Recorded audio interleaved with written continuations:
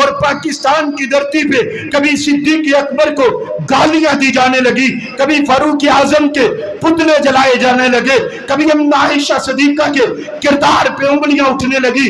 انہی دنوں میں پاکستان کے ہمسائے سے ایران ملک سے اٹھنے والا خمینی انقلاب پوری دنیا کو اپنی لپیٹ میں لیتا چلا گیا۔ عام تو عام رہے، خاص لوگ، پڑھے لکھے دیندار طبقہ بھی اس کی اس تجل فریبی سے متاثر ہونے لگا۔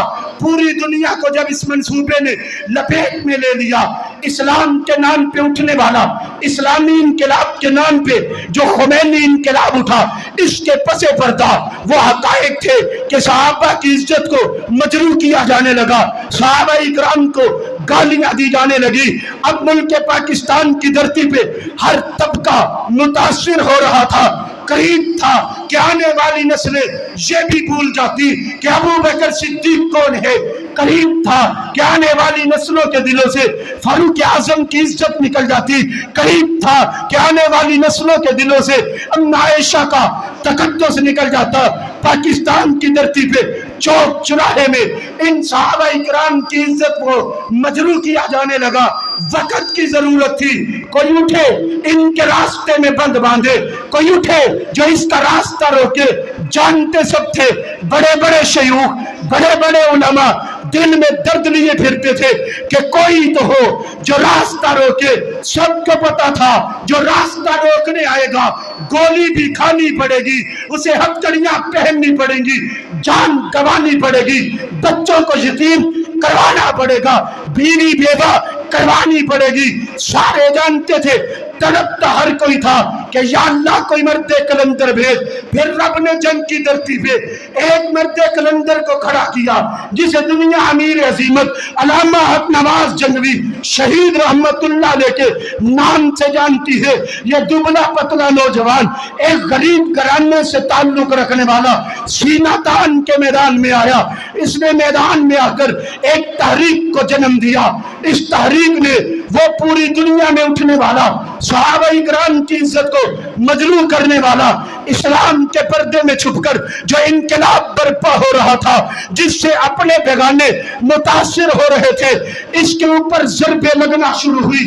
ہر چوک چراہے میں صحابہ کی عزت کا پرچم لہرانے لگا، ہر چوک چراہے میں صحابہ کی عزت کے ترانے گائے جانے لگے۔ نسلیں نو کو صحابہ کی عزت کا علم ہونے لگا۔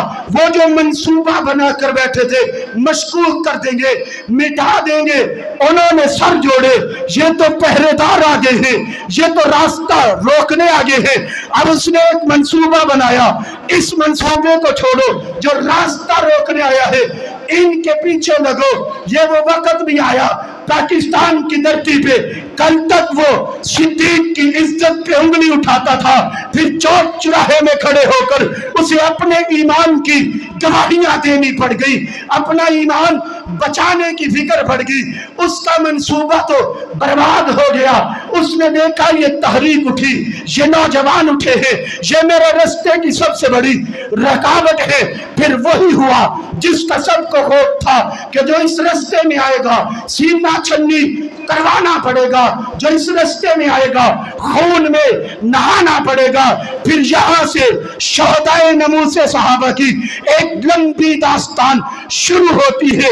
یہ 22 فروری کا دن ہے، جنگ کی دھرتی پہ اس اٹھنے والے مرد کلندر کی آواز کو دبانے کے لیے دشمن نے منصوبے کے تحت یہ پہلا وار کیا، اور صحابہ کی عزت پہ اس دھرتی پہ یہ پہلا شہید اپنے خون کے قطرے گرا کر ایک نئی تاریخ رقم کر گیا، ایک نئی داستان رقم کر گیا، نوجوانوں کو ایک نئی تحریک دے کر چلا گیا۔